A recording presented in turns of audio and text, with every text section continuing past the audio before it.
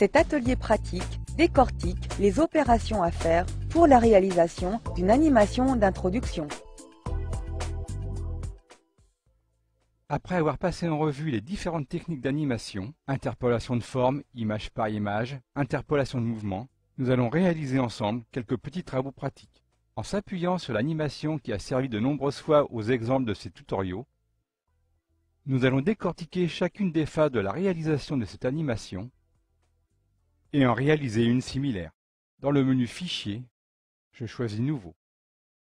Je choisis Fichier ActionScript 3. Un nouveau document s'ouvre avec les valeurs par défaut. La taille est de 550-400 pixels, l'arrière-plan blanc et la cadence 12 images par seconde. Si je veux changer ces paramètres, je clique sur le bouton Taille. J'ai ainsi accès aux propriétés du document. Pour cette animation, je décide de donner à la cadence la valeur de 24 images secondes. Je valide en cliquant sur OK. L'information de la cadence est maintenant répercutée ici dans le panneau Propriétés, ainsi que dans le scénario. Le calque par défaut qui pour l'instant est vide, je le renomme Fond et je dessine un rectangle. J'enlève le contour. Depuis le menu Fenêtre, je fais apparaître le panneau Aligné ou CTRL-K. Je sélectionne la forme et l'adapte à la taille de la scène, puis l'aligne à gauche et en haut. Depuis le panneau Couleur, j'affecte au fond du rectangle un dégradé radial. Puis, à l'aide de la commande Modification Grouper, je groupe le fond. Je crée un nouveau calque que j'appelle Texte.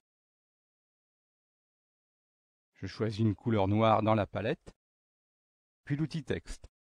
Je définis sur la scène un bloc de texte dans lequel j'écris Adobe Flash CS3. Depuis le panneau Propriétés, j'augmente la taille. En sélectionnant le texte et à l'aide de la touche F8, je convertis le bloc de texte en symbole. Je l'appelle text_MC avec le point de référence au milieu. J'ai maintenant terminé la mise en place des éléments. Je peux procéder à l'animation. Je définis pour cette animation 70 images. Je sélectionne les deux calques, puis à partir du menu Insertion, Scénario, Images ou F5. Je sais maintenant que mon animation à la cadence de 24 images secondes fera 2 secondes 9. Sur le calque texte, à l'image 15, je définis avec la touche F6 une image clé. Et sur la première image du calque texte, je définis la position initiale du symbole texte Adobe Flash CS3. Avec majuscule enfoncée, je contrains sa position aux mêmes coordonnées que le point d'arrivée. J'affine le placement en appuyant successivement sur la touche flèche gauche. L'instance est maintenant hors champ, elle ne sera donc pas visible au début de l'animation. En sélectionnant l'image, dans le panneau Propriétés, je définis Interpolation de mouvement.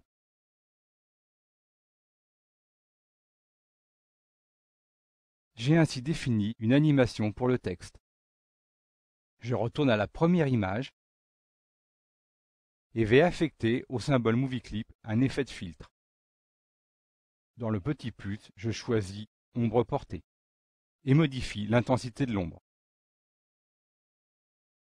Je vais également définir un flou. Je vérifie que les propriétés sur l'axe horizontal et vertical sont déverrouillées et j'affecte à la propriété verticale la valeur 0, puis 30 sur la propriété horizontale.